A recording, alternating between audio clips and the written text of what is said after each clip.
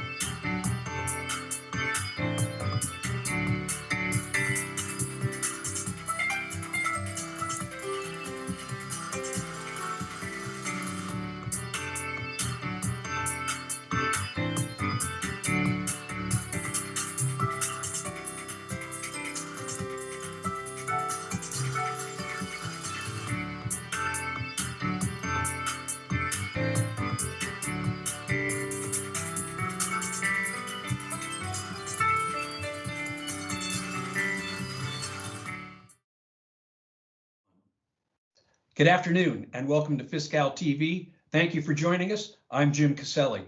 On today's show, Joel Riphagen will be here to talk to us about the COVID-19 Dashboard, and he'll also have a demo for us. And Greg Kakigi will be here to talk to us about the RPA. But let's get the show started with an old friend, Mark Melnico. Mark, glad to have you as always, and we're ready for Mark's Minutes. Thank you, Jim, and hello, everybody. We thought we'd start today with a shout out to our new Fiscal Learning Center, which is off to a rousing start after launching just last month. One of the Learning Center's most popular offerings is the virtual instructor-led training classes. A whole slew of those took place earlier this month, and they were filled to capacity. Mark, what kind of topics do these courses cover? They cover different user roles, everything from voucher processing and labor distribution functionality to project costing and accounts receivable. These classes take system users step by step through module processes so they can gain a thorough understanding. The courses typically consist of a PowerPoint presentation with live demonstrations in a training environment. After an email went out to users, the classes filled up quickly and had wait lists. So a word to the wise, the next time you see Fiscal offering more virtual instructor-led training classes, and there will be plenty more, jump on it. You'll be rewarded with help from the experts at Fiscal. Yeah, I've heard that these instructor-led training classes are pretty popular. I know for a fact that we've been told whenever they are available, let our users know so they can jump on. And I understand you have some other Learning Center news for us. How about sharing that? Yeah, users are going to get 2 chances in the next couple of weeks to gain more detailed knowledge of the Learning Center, because Fiscal has scheduled a pair of town halls. The first one will take place next Tuesday, March 2nd at 11 a.m. And the second will be a week later, March 9th, also at 11 in the morning. Both will last about an hour. Okay, so March 2nd and March 9th at 11. And what kind of topics will be covered there? Well, the March 2nd town hall will cover how to find the content you want and create playlists in the Learning Center. The March 9th event will cover transcripts, how record keeping is done in the FLC, and keep track of what courses users have taken. And will they each have similar formats? Yes, both will have kickoff statements and a demo about the functionality, then go to user questions. Each will have a facilitator and a set of expert panelists from the FLC to answer questions. They aim to give users exactly the information they want to better understand the ins and outs of using the Learning Center. And how do users access the town halls? I know we usually send out information with access information, if you will. So I'm assuming it'll be the same. Yeah, an email will go to users detailing how to access them on Zoom. I understand Zoom is the system we're using for these. The events calendar on the fiscal.ca.gov website also contains information. So for there, users should go to the News and Events tab, then select Calendar of Events. Okay, so once again, those are March 2nd and March 9th at 11 a.m. And Mark, as always, thanks for being with us. You always have a wealth of knowledge. We greatly appreciate it. My pleasure. Good to be here, Jim.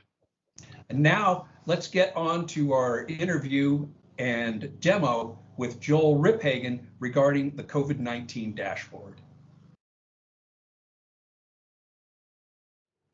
As Fiscal continues to work to increase the system's transparency and reporting capabilities, we are pleased to announce the creation of a COVID-19 transaction dashboard in Power BI.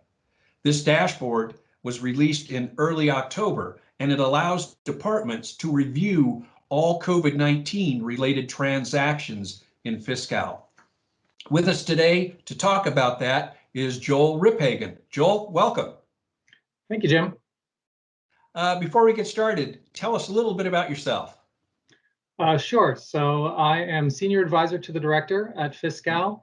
I've been at Fiscal a little more than 3 years, and I do all sorts of things related to transparency and data analysis. Good. Well, I know that I have some questions here for you, so let's just go ahead and get started.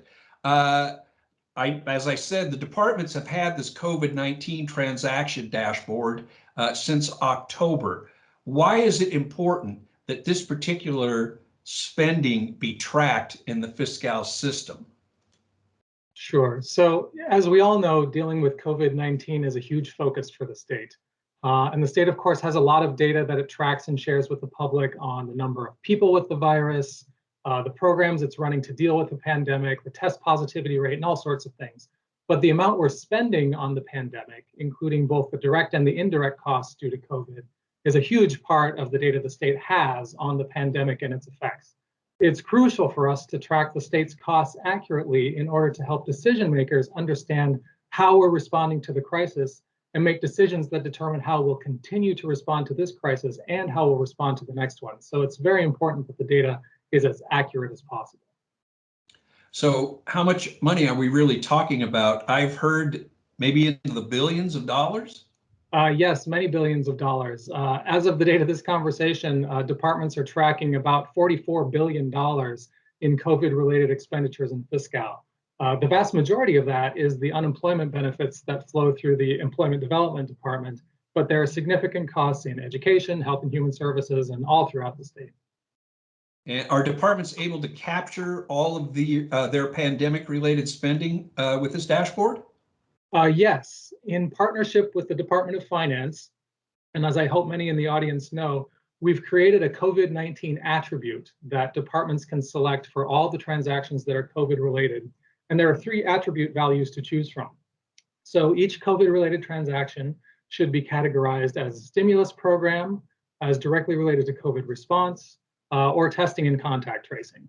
If you're unfamiliar and you need instructions on how to categorize your COVID-related transactions, you can refer to Finance Budget Letter 20-12 and Fiscal Job Aid number 457, which you can find in our brand new Learning Center.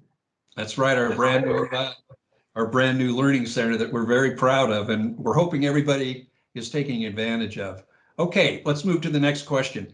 Has Fiscal been used for this purpose before, to specifically track some type of emergency spending? And if this is successful, might it be used in the future for things like wildfire related spending, what have you? Yeah, I think Fiscal's potential for tracking emergency spending is just starting to be realized.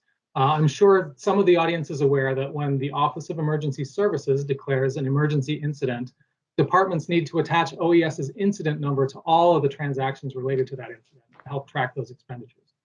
Similarly, the military department has shared that Fiscal has helped them to plan the deployment of California National Guard troops during emergencies, which you can actually see in a testimonial that Brigadier General Spano provided to us in September of last year. we're now really thinking through how this information can best be put to use and shared throughout the state. So we've created a dashboard in Power BI, as you said, to allow departments and the Department of Finance to track the COVID expenditures. And we can do the same for OES incidents in the future. I think that's going to be a great advancement. Similarly, we're beginning a conversation with DOF about how fiscal data could be used to provide them with information for the emergency drills that they're often running, in which they ask departments to send them data in spreadsheets at regular intervals. If they could instead just look up the fiscal data for the incident they're interested in, it would be easier for them. It would reduce the duplicate work that departments need to do to track their numbers in two places, and it would encourage consistent and thorough data entry in fiscal across all the departments. Okay, and so will this expenditure data be made public on our transparency portal, Open Fiscal?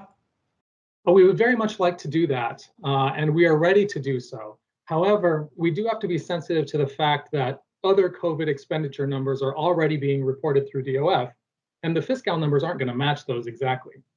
So we've been going through an exercise with DOF to make sure that we understand all the reasons for the differences between the two sets of numbers.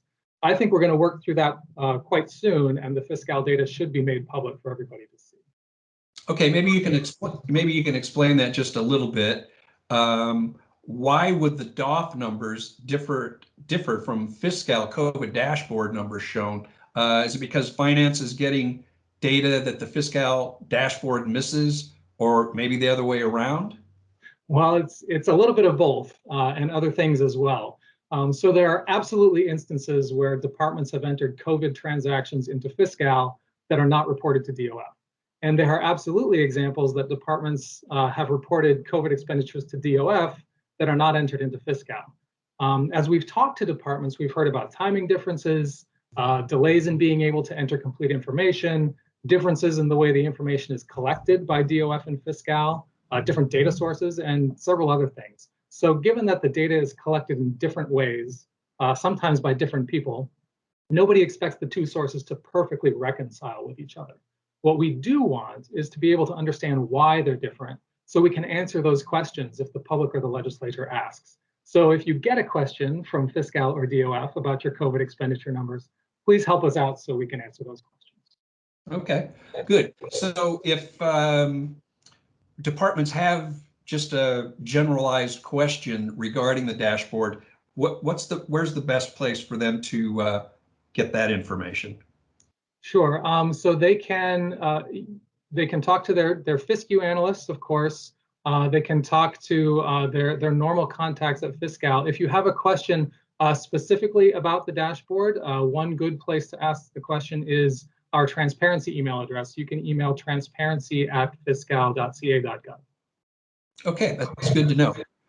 Well, I'd like to thank you, first of all, for being with us today and answering those questions. And I understand we have a demo that we're going to show right now. So Joel, once again, thanks again for being here, and let's take a look at that demo.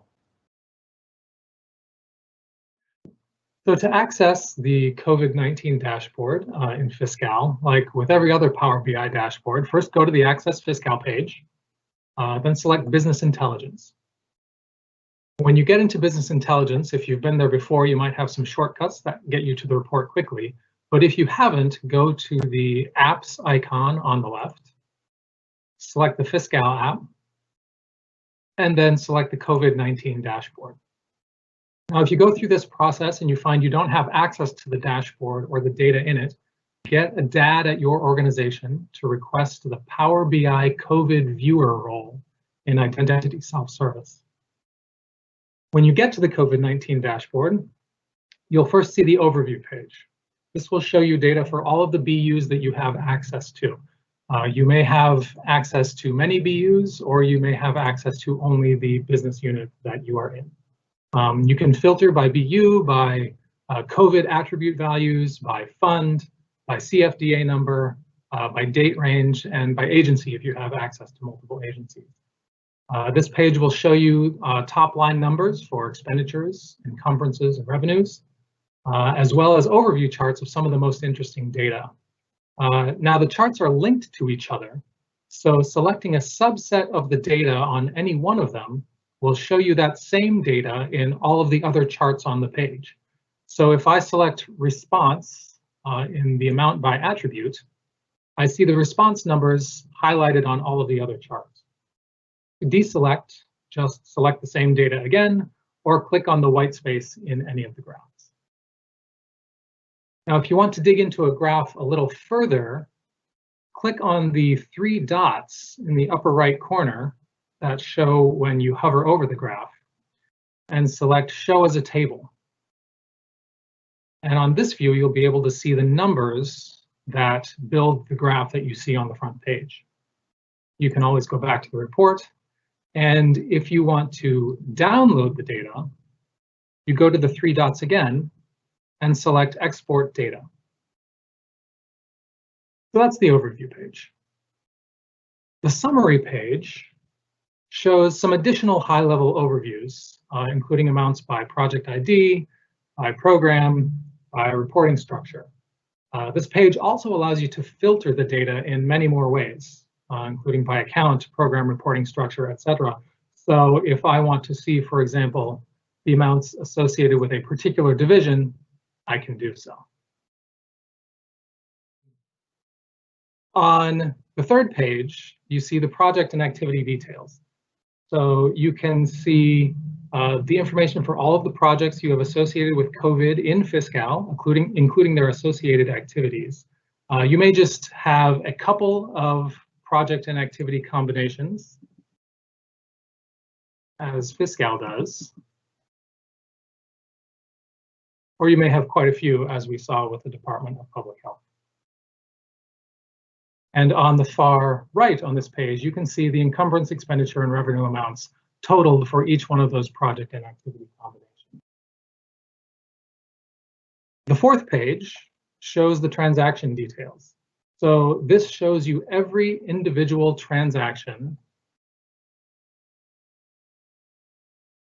that build up into the summary data that you've seen on the previous pages. Now, again, you have many filters you can look at that just show you a subset of the data you're interested in. And as with any of the data in this dashboard, you can export it using the 3-dot menu in the upper right. Note that to export as a CSV, the maximum number of rows is 30,000, whereas to export as an Excel file, the maximum number of rows is 150,000. If you happen to have more than 150,000 rows in your data, you'll need to filter down to subsets that contain less than 150,000 rows and export them one at a time. So for example, if I know that each of my funds has less than 150,000 rows, I can select first one, download that data, and then the other, and download that data. The last page on the dashboard is the Publication Review tab. Now, we've created this tab in anticipation of publishing the data on our transparency site, but this is only going to happen once we have reached an agreement with the Department of Finance on how to do so.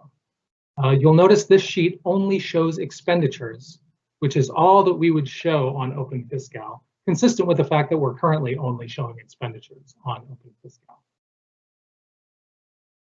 This page has all the basic filters. You can dig into the data to find any issues if you find anything that looks strange to you. And of course, you can download anything you see. So to reiterate, the purpose of this dashboard is to give you a better picture of your COVID-related spending and help you produce reports if you need to compare what you've entered into Fiscal with what you may be reporting to the Department of Finance separately, so that you can either correct any discrepancies or at least be clear on what the differences are, and to allow you to review your data in advance of it being published on Open Fiscal. If and when we do reach the point of publishing it, we'll communicate with all of the departments before publishing so you have ample warning.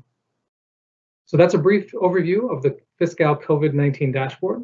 I hope you found it useful. Joel, thanks once again for all of that great information.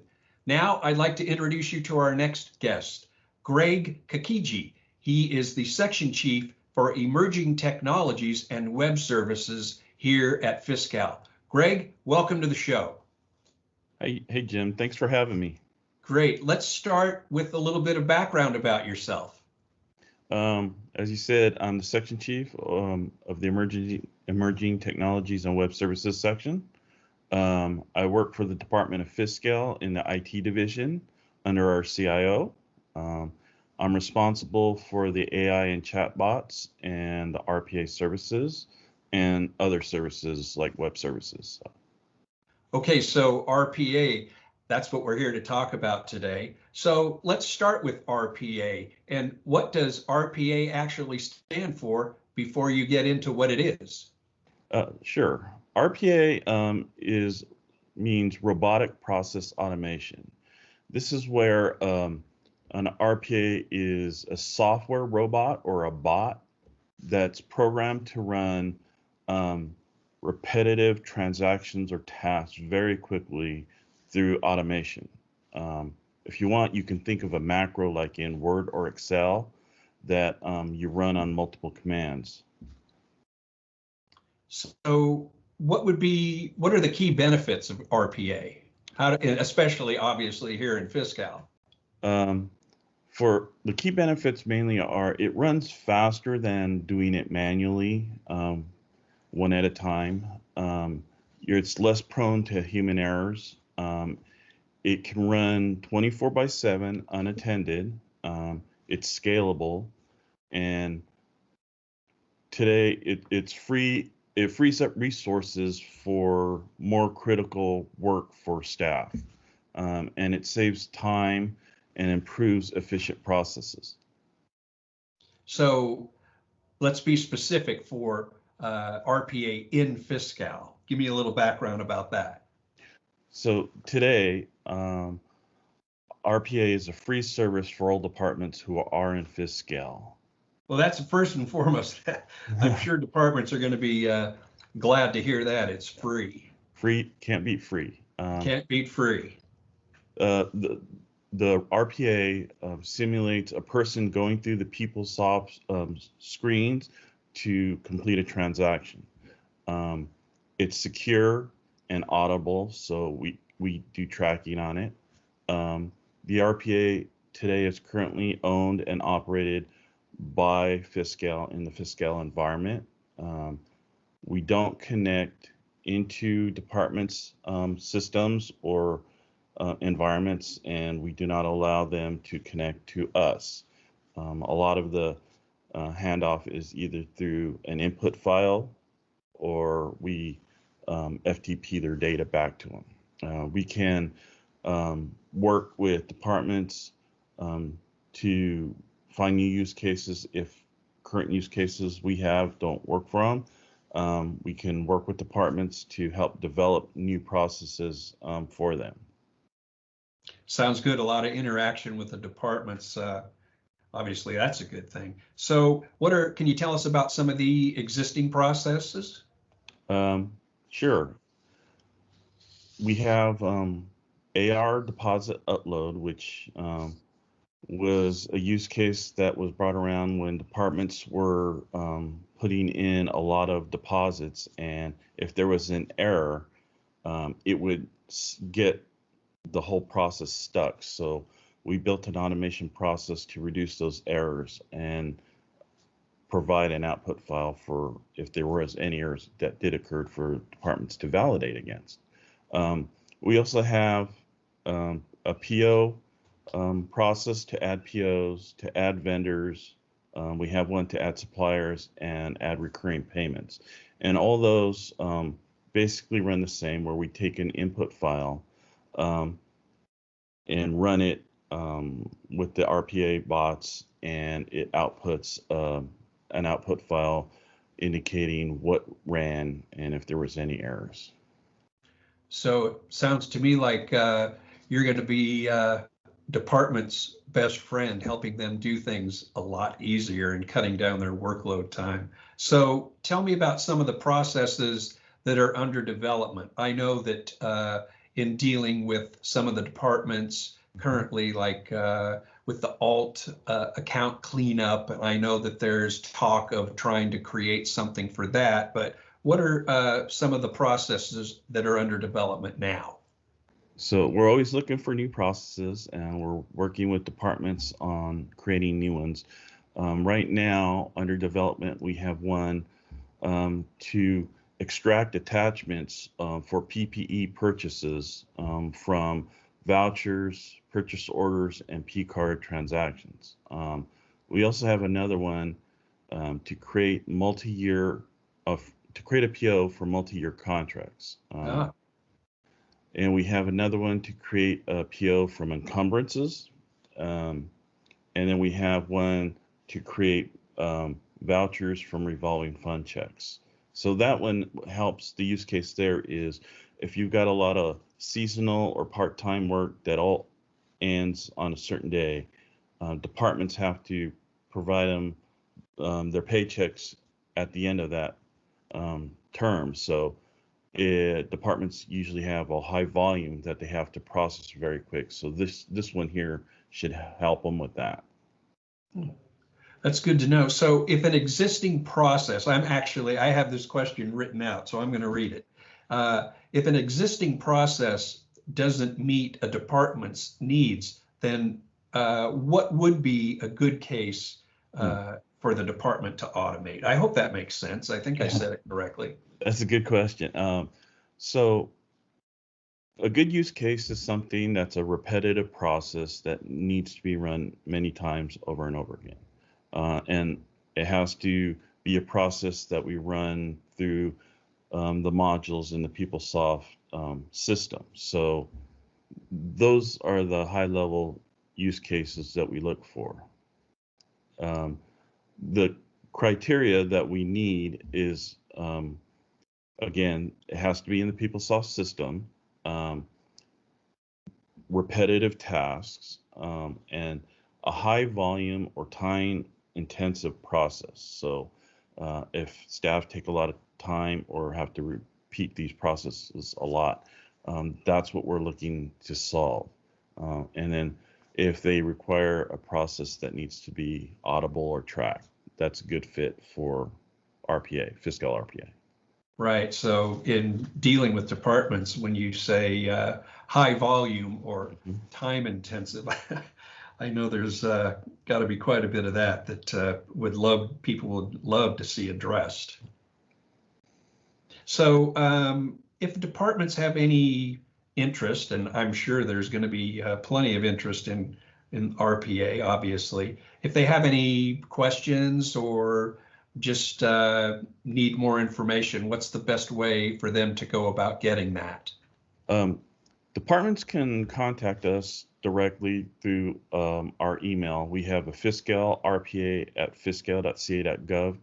They can email us questions there, or they can reach out to their client relations coordinator, and they can put us in touch with the departments.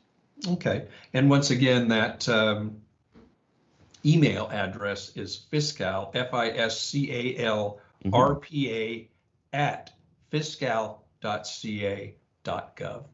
Greg, thanks so much for being with us today. We really appreciate it. I know that obviously, I don't want to say this is the wave of the future because it's the wave of now, and it's some great information. So thanks very much for being with us.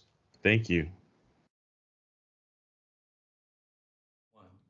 That's our show for today. Thank you again for joining us. I'd like to thank Mark Melnico, Joel Riphagen, and Greg Kakigi for bringing us some very good and useful information. I'd like to remind you that you can see this show again on our YouTube channel, along with all of our Fiscal TV episodes. Thanks again for joining us, and we'll see you next month on Fiscal TV.